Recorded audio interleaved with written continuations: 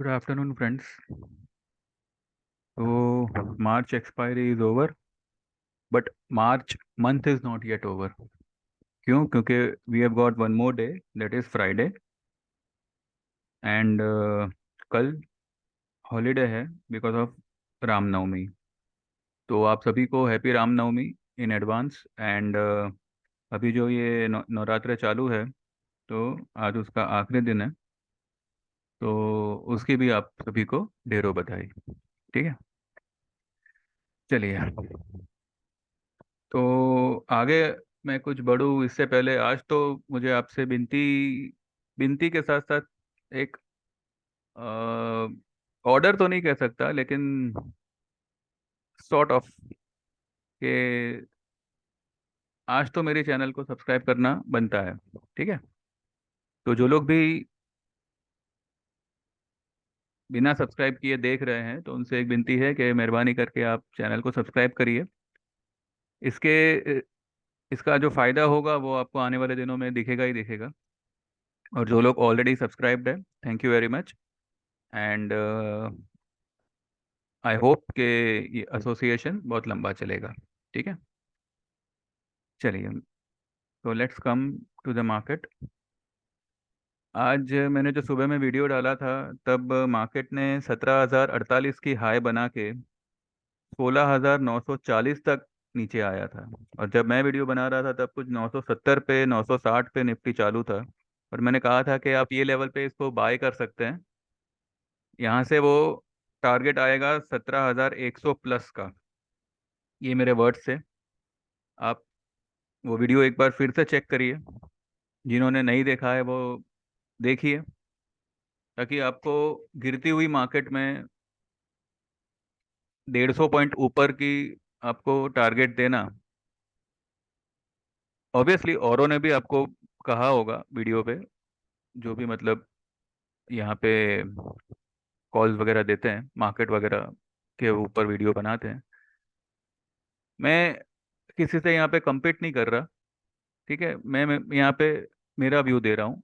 और मेरे जो भी क्लाइंट्स हैं उनको मैं सर्व कर रहा हूँ, मेरे पर्सनल होने दो या फिर यूट्यूब के मेरे सब्सक्राइबर होने दो।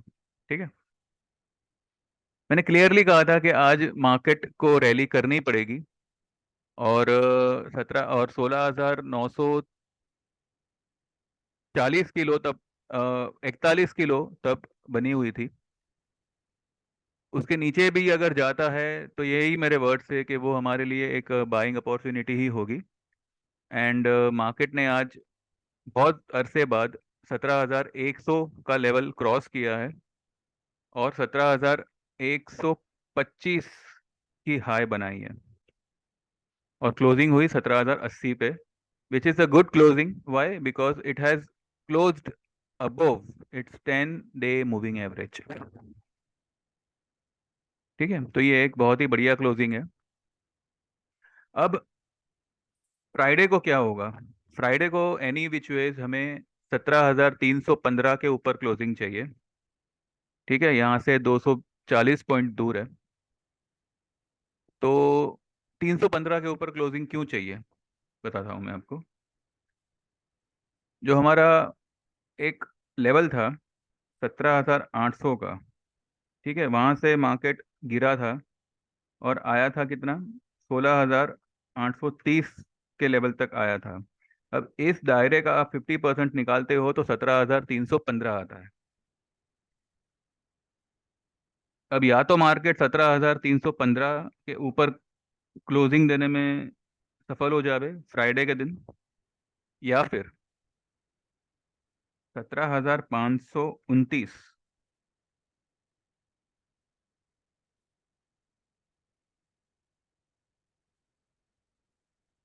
1 मिनट। 17,529 और 16,830 का अगर हम 50% निकालते हैं, दो लेवल्स है फ्राइडे के लिए। एक है 17,180 और 17,315। दोनों में से किसी एक लेवल के ऊपर बंद आनी चाहिए। दोनों लेवल के ऊपर आ गए तो बल्ले बल्ले। ठीक है। अब 17,315 तो मैंने आपको बता दिया कि वो लेवल कैसे आया। 17,180 का लेवल यूं आ रहा है कि 17,529 की जो हमने हाई बनाई थी पिछले वीक में, और वहां से मार्केट ने 16,830 की लो बनाई। तो उसका अगर हम 50% लेवल, रिट्रेसमेंट लेवल निकालते हैं तो आता है 17,179, यानी कि 17,179। तो 17,180 राउंड फिगर, इसके ऊपर अगर हम क्लोज कर लेते हैं, और 17,315 के ऊपर अगर समझो फ्राइडे को क्लोज आ जाती है, तो हमारे अप्रैल मंथ की जो शुरुआत होगी, जो कि अप्रैल मंथ के सीरीज की तो शुरुआत फ्राइडे को ही होगी, लेकिन मंथली मंथली जो अप्रैल मंथ शुरू होगा मंडे से, उसमें तो फिर हमें 18,000 भी क्रॉस होता हुआ दिख रहा है। और 18,200 तक, 18,285 तक मार्केट एट प्रेजेंट जा सकता है। ठीक है, उसके ऊपर ही जाएगा, लेकिन हम स्टेप बाय स्टेप बात करेंगे। ठीक है, चलिए। अब निफ्टी को आप बाय कहाँ कर सकते हैं? तो निफ्टी का आपको बाय बनेगा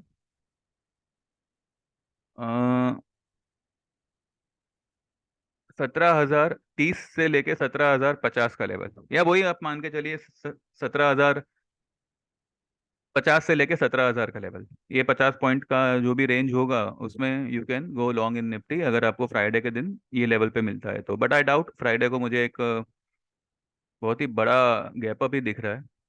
और वो गैप अप इतना मतलब ऐसा होगा कि शायद मार्केट उसको फिल करने उसी दिन ना आवे, वो गैप शायद रह जाएगा। एनीवेज, वो देखते हैं, अगर गैप अप होता है तो वेल एंड गुड, अगर थोड़ा सा फ्लैट भी खुलता है तो भी वेल एंड गुड। नेगेटिव खुलता है लेकिन फिर हमें क्लोजिंग चाहिए 17,200 या सॉरी 17,180 या 17,315 के ऊपर।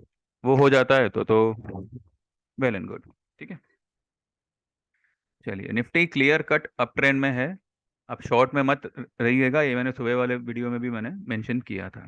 ठीक है, चलिए। सबसे पहले अभी हम रिलायंस को नहीं देखेंगे, आज हम देखेंगे पीरामल एंटरप्राइज को। मैंने कुछ 27 तारीख को एक शॉर्ट वीडियो बनाया था जहाँ पे पीरामल उस समय था 647 649 के आसपास था, और मैंने कहा था कि ये लेवल बहुत ही बढ़िया है, अब यहाँ पे इसको बाय करिए। वहां से उसने जो लो बनाई वो 630 तक की बनाई कल।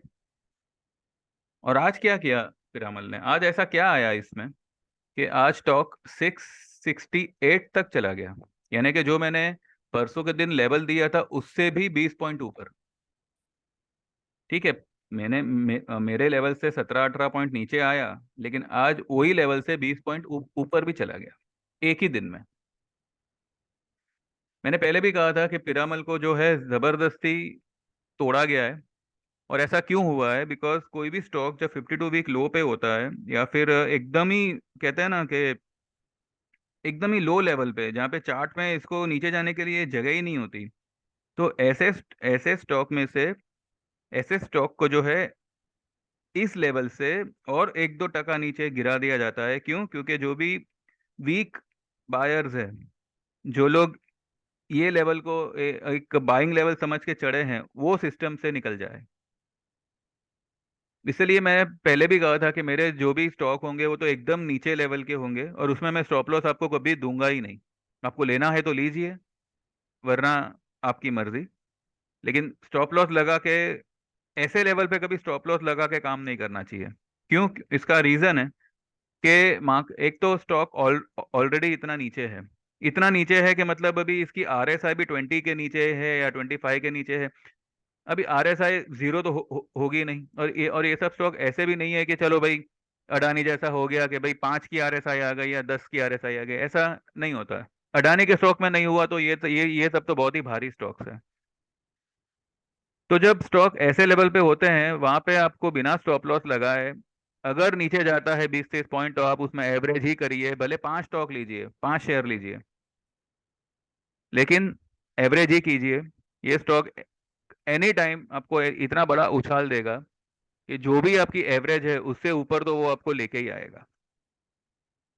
आज पिरामल ने ये साबित किया। ठीक है, पिरामल एंटरप्राइज 17-20 से लेके 25 तक का मेरा टारगेट था, लेकिन जैसे जैसे ये ऊपर जाएगा वैसे वैसे टारगेट भी इंक्रीज होगा। मैंने शुरू में कहा था, जब मैंने सबसे पहले इसका कॉल दिया था, कि ये स्टॉक 800 क्रॉस करेगा। भले इसमें थोड़ा टाइम लग जावे। अब टाइम, देखिए ये स्टॉक ऐसा है कि ये चाहे तो 10 10 दिन में ये लेवल आ सकता है। ठीक है। अब देखते हैं इसको, इसके हिसाब से चलने दीजिए। आप जो है टाइमली टाइमली इसमें प्रॉफिट बुक करते जाइएगा। कैसे? अगर आपके पास में 100 शेयर है, आपके लेवल से 50 पॉइंट ऊपर आया है, आप 25 शेयर या 30 शेयर निकाल दीजिए। इस तरह से 50 50 पॉइंट पे आप जो है 30 30 शेयर बुक करते जाइए। आपने बुक किया, 20 पॉइंट नीचे आया, वापस उसको बाय कर लीजिए। इस तरीके से आप जो है डिलीवरी बेस्ड होल्डिंग में you can play this way. ठीक है। चलिए, मैंने कल एक और स्टॉक दिया था 2 दिन पहले, एम्फोसिस। एम्फोसिस ने क्या किया? मैंने कल के वीडियो में भी क्लियरली कहा था कि एम्फोसिस को भी जो है जबरदस्ती बिना किसी वजह के तोड़ा गया है। इसकी इसके पीछे वजह शायद ये थी कि ऐसा अनुमान लगाया जा रहा था कि जो फॉरेन बैंक उठी है यूएस में, उसमें मतलब एक्सपोजर थोड़ा बहुत एम्फोसिस का भी है, बीइंग एन आईटी कंपनी। तो इस वजह से जो है आईटी स्टॉक्स दबाव में थे, तो एम्फोसिस की तो मतलब बैंड बजा दी इन लोगों ने। अब एम्फोसिस देखिए एकदम ही वर्टिकल फॉल दिया है पिछले 8 10 दिन में।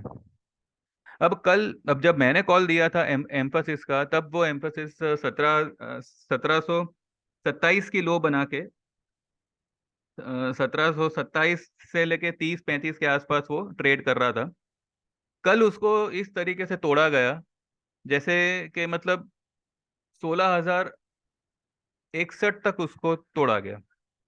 1730 रुपए का माल जब 1660 रुपए हो जाता है, 1661 रुपए हो जाता है, 70 पॉइंट नीचे, तो ऐसे में आदमी क्या करेगा? अब ऑब्वियसली आपका जो भी माल होगा वो आप एक बार खाली करेंगे, है ना?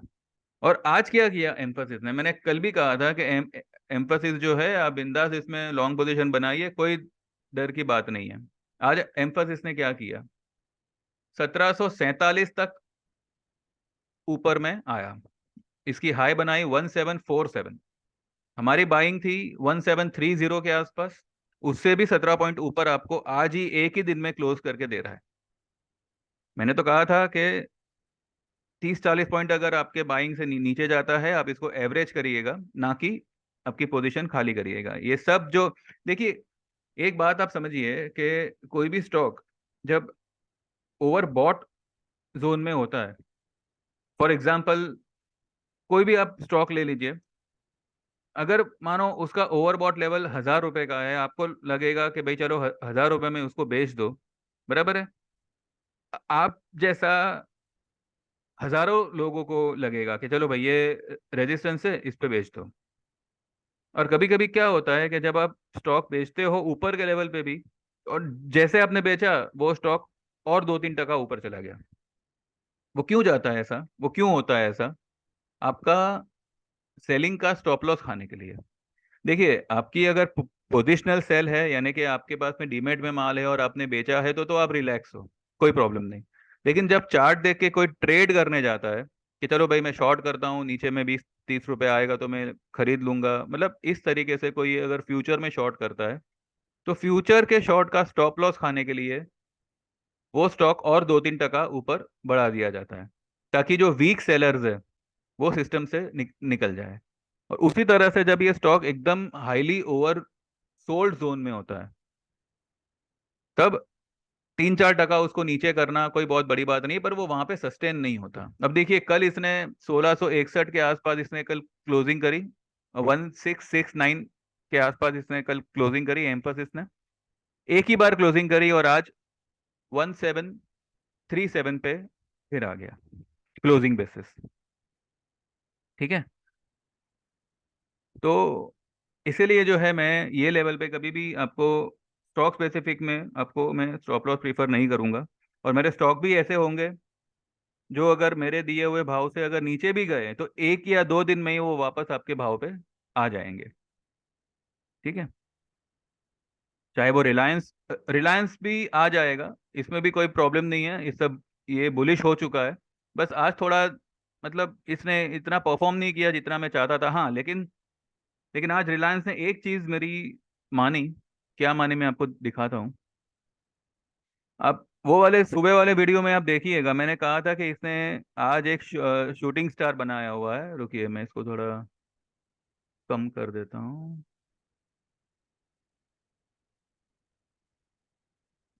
कहाँ कर सकते हैं।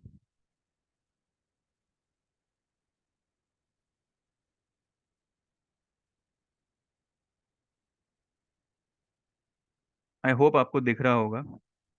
देखिए, कल की जो कैंडल थी, 2248 की क्लोजिंग बनाई थी रिलायंस ने। वो 2256 जाके नीचे आया था, यानी कि यहाँ पे एक शूटिंग स्टार जैसा बना था, इवनिंग स्टार जिसे कहते हैं। और उसके बाद एक बेरिश कैंडल बनना, यानी अगर आज ये बेरिश कैंडल लाल में ही बंद होती, यानी कि पूरी मतलब विदाउट एनी रिकवरी अगर बंद होती, तो हम इसे इवनिंग स्टार कहते और शायद फ्राइडे को एक और हम यहाँ पे फॉल देखते रिलायंस में। अब मैंने क्लियर कट वहां पे सुबह वाले वीडियो में मैंने कहा था कि ये जो बेरिश कैंडल है वो या तो हैमर बन जाएगी या तो एक बुलिश कैंडल बनेगी। और आप देखिए, इसने क्लियर कट एक हैमर बनाया हुआ है। अब इसको हैमर कहो, हैंगिंग मैन कहो, it's a one and same thing. अब इतना बड़ा वीक 2211 की लो बना के 2242 तक आना, यानी कि 30 पॉइंट, 30 31 पॉइंट ऊपर आना, इतनी बड़ी वीक बनाना और एक हैमर पैटर्न बनाना। अब मैंने भी तो कुछ तो मतलब ढंग से देखा होगा कि ये रिलायंस जो है भले नीचे हुआ है लेकिन ये क्लोज नहीं देगा यहाँ पे। तो मैंने आज भी यही कहा था कि रिलायंस पे नजर रखिएगा। और रिजल्ट आपके सामने है। मैंने जो कुछ भी कहा था सिर्फ हवा में नहीं कहा था, it was based on pure calculation as well as my prediction, based on my experience. कि भाई मैंने भी जितना समय निकाला है मार्केट में, तो एटलीस्ट मैं इतना तो मैं कह ही सकता हूँ कि अभी यहाँ से मार्केट क्या कर सकता है।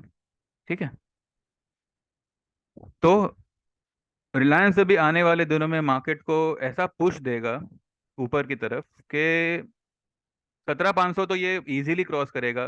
17,800, 18,300 तक मार्केट को ये धकेल देगा ऊपर में। ठीक है। और ये खुद भी जो है इसको 2420 का एक ब्रेकआउट जोन आएगा और उसके ऊपर ये स्टॉक 28-29 तक जा सकता है।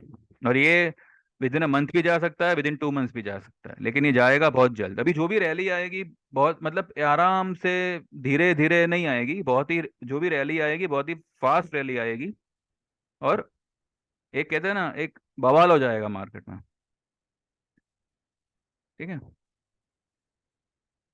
रिलायंस ये कोल इंडिया भी आज नीचे से ऊपर ही आया हुआ है। कोल इंडिया 208 के आसपास ट्रेड कर रहा था, आज उसने 211 की क्लोजिंग करी। 214.80 तक निकल गया ये स्टॉक। ये स्टॉक 1 2 दिन नीचे रहा, सबको बाय करने का मौका दिया और ये वापस अपने ताव में आ गया।